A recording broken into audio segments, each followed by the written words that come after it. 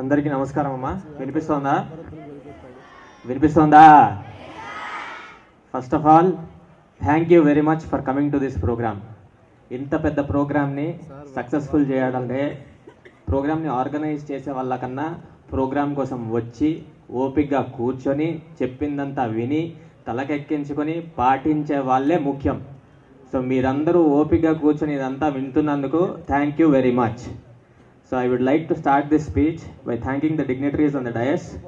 ఈరోజు ఇంత పెద్ద ప్రోగ్రామ్ని సక్సెస్ఫుల్ చేయడానికి జాయింట్ ఇనిషియేటివ్గా ఎస్పీ రత్న మేడం గారు, ఎమ్మెల్యే పరిటాల సునీత మేడం గారు ఈ ఇనిషియేటివ్ని తీసుకున్నందుకు, ఇంత పెద్ద ప్రోగ్రామ్ని సక్సెస్ఫుల్ చేయడానికి వచ్చిన వినూత్న మేడం గారికి అండ్ ఎవ్రీబడి ఎల్స్ అందరికీ పేరు పేరున థ్యాంక్ యూ చెప్పుకుంటూ ఈ స్పీచ్ని స్టార్ట్ చేద్దాం అనుకుంటున్నాను. ఫస్ట్లీ ఈ ప్రోగ్రామ్ యొక్క పేరేంటమ్మా? పేరేంటి? ఆద్య అంటే ఏంటో ఆల్రెడీ మా ఇన్స్పెక్టర్ గారు చెప్పినారు. ఆద్య అంటే ద ఫస్ట్ ప్రైమల్ పవర్. అంటే ఏంటంటే ఆది పరాశక్తి. ఇప్పుడు మనం చిన్నప్పుడు సినిమాల్లో చూసేవాళ్ళం ఏమని, ద గాడెస్ దుర్గా ఏ విధంగా పోర్ట్రే చేసేవాళ్ళు, ఎలా చూపించేవాళ్ళు, ఒక స్ట్రాంగ్ పవర్గా చూపించేవాళ్ళు. అవునా కాదా? అవునా కాదా? సో అలాంటి స్ట్రాంగ్ పవర్స్గా మీ అందరినీ తీర్చిదిద్దడానికి ఒక చిన్న ఇనిషియేటివ్గా ఈ ప్రోగ్రామ్ని స్టార్ట్ చేయడం జరిగింది. మీకు అవసరమైన విషయాలు, కొంత లీగల్ నాలెడ్జ్, కొంత ప్రాక్టికల్ నాలెడ్జ్, కొంత ఎక్స్పీరియన్స్, వీటన్నిటినీ కలగలిపి మీ ముందు ఉంచడానికి ఈ ప్రోగ్రామ్ని స్టార్ట్ చేయడం జరిగింది. నేను చిన్నప్పుడు అంటే ఐఎమ్ 32 years old నౌ. ఇప్పుడు నేను ఒక 10 years అన్న టైంలోని మా పేరెంట్స్ కానీ అప్పటి జనరేషన్లో కానీ ఎప్పుడైనా ప్రెగ్నెన్సీ అయ్యి ఒక బాబో పాప పుడితే the terminology used to be ప్లస్సా మైనస్ అన్నట్టు మాట్లాడుకునేవాళ్ళు. తెలుసా? మీరు ఇది ఎప్పుడైనా విన్నారా? మీరు విన్నారా? అబ్బాయి పుడితే ప్లస్ అని, అమ్మాయి పుడితే మైనస్ అని అప్పట్లో ఉండేది. ఆ తర్వాత కొంత చైతన్యం వచ్చి, కొంత సోషల్ ఎంపవర్మెంట్ జరిగి, ఇలాంటి సదస్సులు చాలా చాలా జరిగి ఇప్పుడు ప్రజలు న్యూట్రల్గా ఉన్నారు. అంటే ఇది ప్లస్ అని, ఇది మైనస్ అని ఎవరు అనుకోవటం లేదు అంతగా. కానీ ఈరోజు ఈ సదస్సులో నేను చెప్పాల్సింది ఏంటంటే we should create a new generation. ఆ జనరేషన్లో ఏమని ఉండాలంటే అమ్మాయి అంటే ప్లస్ ప్లస్ అని, అబ్బాయి అంటే ప్లస్ అని ఉండాలా? అర్థమవుతుందా? అబ్బాయి అంటే ప్లస్ అని, అమ్మాయి అంటే ప్లస్ ప్లస్ అని ఉండాలా? ఎందుకు అంటే ఒక్క చిన్న రీజన్ చెప్తానమ్మా. ఇప్పుడు ఒక ఆడపిల్ల పుట్టిన తర్వాత మనం జాగ్రత్తగా కంటికి పాపలా పెంచుకుంటాం.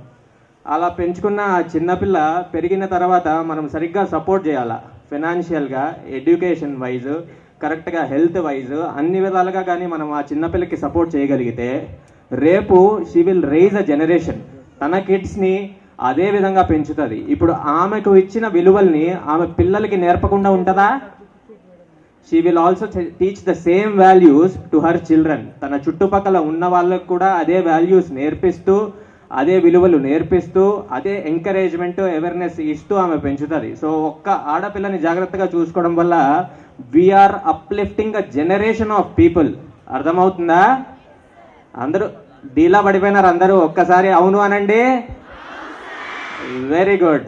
సో ఇప్పుడు ఈ ప్రోగ్రామ్ తోటి నేను చెప్పే 1-2 విషయాల్లో నేను ఏం మీ నుంచి ఎక్స్పెక్ట్ చేస్తున్నానంటే, దేశం వరకు వద్దు, రాష్ట్రం వరకు వద్దు, ధర్మవరంలో ఈ మాట వినిపించాలా. నెక్స్ట్ జనరేషన్ అయ్యేసరికి అమ్మాయి అంటే ప్లస్ ప్లస్ అని వినిపించాలా. దానికి మీరందరూ హెల్ప్ చేస్తారా?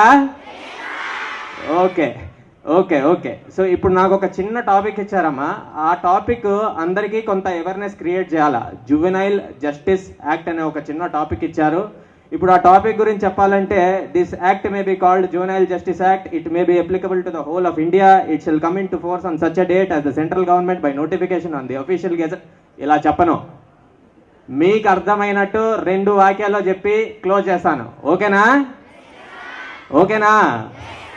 సో ఫస్ట్ పాయింట్ ఏంటంటే, ఈరోజు మీ అందరికీ మీ పేరెంట్స్ అంటే ఇష్టమేనా? ఎందుకు? మనం పుట్టిన తర్వాత మన పేరెంట్స్నే మనల్ని జాగ్రత్తగా చూసుకొని పెంచి పెద్ద చేస్తారు. ఏమైనా సమస్యలు వచ్చినా, వాళ్ళు ఎంత కష్టాలు పడినా వాళ్ళు అవి మనకి తెలియకుండా మనల్ని పెంచుతారు. అందుకే మన పేరెంట్స్ అంటే మనకి చాలా ఇష్టం. అవునా? కానీ మన పేరెంట్స్ మనకు కొన్ని రూల్స్ చెప్తారు. ఆ రూల్స్ పాటించడం వల్ల మనం పెద్దవాళ్ళు అవుతాం. అలాగే మన దేశంలో ప్రజలందరికీ కలిపి ఒక మంచి లా ఉంటే బాగుంటుంది, ఈ లా వల్ల ప్రజలకి ఉపయోగం చేకూరుతుంది అని చెప్పి క్రియేట్ చేసిన యాక్టే జువెనైల్ జస్టిస్ యాక్ట్ అన్నమాట. ఇప్పుడు మన పేరెంట్స్ అంటే చాలా ఇష్టము, కాకపోతే చాలామంది పిల్లలకి ఈ ఫెసిలిటీ ఉండదు. There are many problems in the society. For example metro సిటీస్లో మీరు కానీ జంక్షన్స్ దగ్గరికి వెళ్తే అక్కడ ఉన్న ఒక మెయిన్ ప్రాబ్లం ఏంటి? బెగ్గింగ్, అవునా కాదా? అందులో చిన్న చిన్న పిల్లోళ్ళు, మగవాళ్ళు అయితేనేమి ఆడవాళ్ళు అయితేనేమి, చిన్న చిన్న పిల్లోళ్ళు బెగ్గింగ్ చేస్తూ కనిపిస్తారు. That is a very serious problem. వాళ్ళని ఎవరు చూసుకుంటారు? అట్లా కాకుండా కదిరి గురించి చెప్పినారు, ఇంకా డిఫరెంట్ ప్లేసెస్ గురించి చెప్పినారు. There is a problem called prostitution and sex trafficking. చిన్న చిన్న అమ్మాయిల్ని ఎత్తుకెళ్ళిపోయి ఇలాంటి యాక్టివిటీస్లోకి ఎంగేజ్ చేస్తూ ఉంటారు. ఇప్పుడు వాళ్ళని చూసుకునే వాళ్ళు ఎవరు? ఓకే, ఇది కాకుండా ఇంకా చాలా ప్రాబ్లమ్స్ ఉన్నాయమ్మా. ఇలాంటి వాటి గురించి ఎవరో ఒకరు ఇనిషియేటివ్ తీసుకోవాలి. So there should be an institutional mechanism. మనం ఒక మెకానిజం క్రియేట్ చేసి ఆ మెకానిజము, ఆ ఇన్స్టిట్యూషన్ ద్వారా ఇలా ఇబ్బంది పడుతున్న జనాలు, వాళ్ళు ఎవరైతేనేమి, బెగ్గింగ్లో విక్టిమ్స్ అయితేనేమి, సెక్స్ ట్రాఫికింగ్ వాళ్ళు అయితేనేమి, తల్లిదండ్రులు లేని ఆర్ఫన్స్ అయితేనేమి, అది కాకుండా మన ఇంట్లో కొంతమంది చిన్నపిల్లల్ని పెట్టుకుంటుంటాం, అర్థమవుతుందా? వాళ్ళు కూడా విక్టిమ్సే. పని మనుషుల కింద చిన్నపిల్లల్ని పెట్టుకుంటాం, అది వాళ్ళు కూడా విక్టిమ్సే.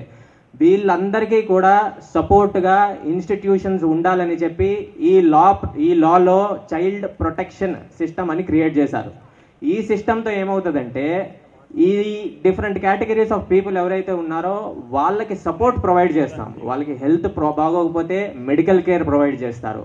వాళ్ళకి రిహాబిలిటేషన్ అవసరమైతే ఆ రిహాబిలిటేషన్ ప్రొవైడ్ చేస్తారు. ఇదంతా చేయడం వల్ల ఈ ప్రాబ్లమ్స్ అన్ని ఫేస్ చేసిన వాళ్ళు they will be again integrated into the society.